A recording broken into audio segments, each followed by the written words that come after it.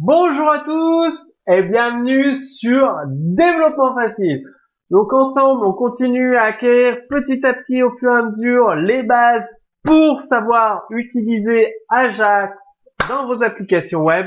Et ce nouveau cours est consacré au DOM, donc Document Object Model, c'est la faculté d'accéder à n'importe quel élément de votre page HTML, donc via JavaScript. Donc en fait, le DOM, c'est un mode standardisé, comme je vous l'ai dit, pour accéder et mettre à jour tous les éléments d'un document HTML, XML ou XHTML. Donc avec le DOM, tous les éléments HTML, XML, XHTML constituent un nœud ou node en anglais. Donc le document tout entier est traité comme un nœud appelé document node. Donc chaque balise ou élément est un nœud élément, element node. Ainsi, des balises comme P, UL, LI sont des nœuds éléments et vous pouvez y accéder grâce au DOM. Donc le texte contenu entre les balises est un nœud texte, donc text node. Ainsi, pour le balise, entre deux balises P, vous avez écrit texte du paragraphe. Les mots texte du paragraphe constituent un nœud texte, tout simplement. Chaque attribut d'une balise ou élément est un attribut nœud, attribut node. Par exemple, pour une balise image, href, alt sont des nœuds attributs. Et les commentaires deviennent des nœuds de commentaires, les comments node, tout simplement. Donc les nœuds, il faut savoir qu'ils ont une relation hiérarchique entre eux et tous les nœuds créent l'arborescence ou l'arbre du document, donc sa structure, la structure de votre document HTML, XHTML ou XML.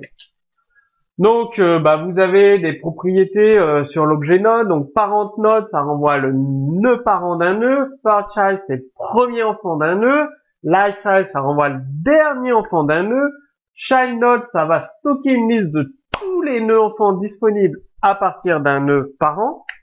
Previous sibling, ça renvoie le nœud frère ou sœur précédent d'un nœud. Et next sibling, ça renvoie le nœud frère ou sœur suivant d'un nœud.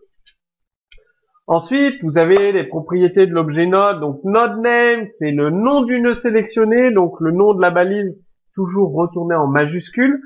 Node type, c'est le type de nœud rencontré. Donc ce type peut prendre plusieurs valeurs. 1, c'est si le nœud est un élément. 2, si la sélection porte un attribut. 3, s'il s'agit d'un nœud texte. 4, pour un nœud de sélection CD data.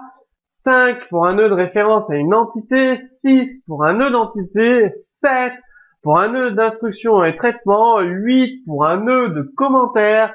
9 pour un nœud de document, 10 pour un nœud de type document, 11, j'ai pas assez de doigts, désolé, pour un nœud de fragment de document et 12 pour un nœud de notation.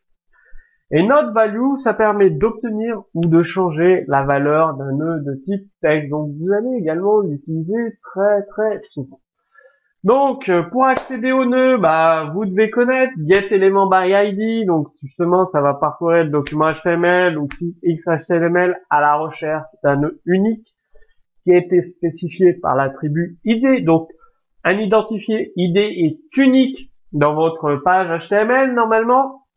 GetElementByName, ça sélectionne les éléments portant un nom donné, donc spécifié par l'attribut name.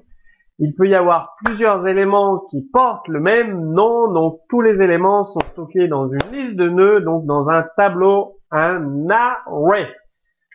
Qu'est-ce que vous avez d'autre? GetElementByTagName, donc ça parcourt toujours votre document HTML à la recherche de toutes les balises d'un type spécifique, spécifié en argument. Les balises sont contenues dans une liste, donc on stocke tout dans un tableau et plusieurs éléments peuvent avoir même type dans le document, dans votre page HTML. Vous avez la propriété innerHTML qui est énormément utilisée avec Ajax, c'est-à-dire vous allez, je veux pas dire que vous allez l'utiliser à chaque fois, mais presque. Donc innerHTML, faut savoir que ce n'est pas un standard du W3C, mais elle est tellement pratique pour changer rapidement le contenu d'une balise 10, span, paragraphe que les développeurs l'utilisent tout le temps. Donc vous allez également l'utiliser car elle est hyper pratique. Donc retenez bien cette propriété inner HTML. Donc les attributs sont des propriétés de l'élément. La propriété attribute, elle renvoie une liste des attributs de l'élément spécifié. Donc si vous voulez accéder aux attributs de votre nœud XML, rappelez-vous le cours XML que vous avez vu il y a quelques semaines. Et là, vous pouvez récupérer l'attribut, c'était un nœud personne, classe, l'attribut classe, développeur, donc vous pouvez récupérer cet attribut et sa valeur.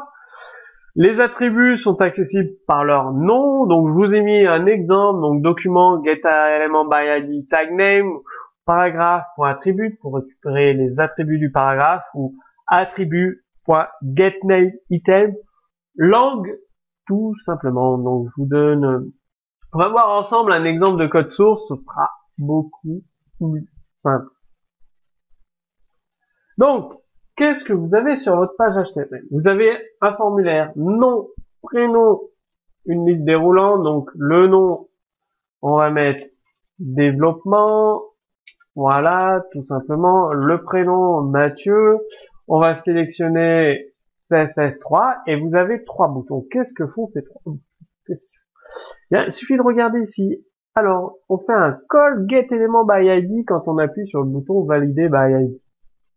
Qu'est-ce que ça fait? On fait un document.getElementById, donc getElementById title.nodeName. Donc on va sur ID titre, il est là, et le nom du nœud, on va récupérer ça, tout simplement. Valider by name, donc getElementByName, qu'est-ce qu'on fait?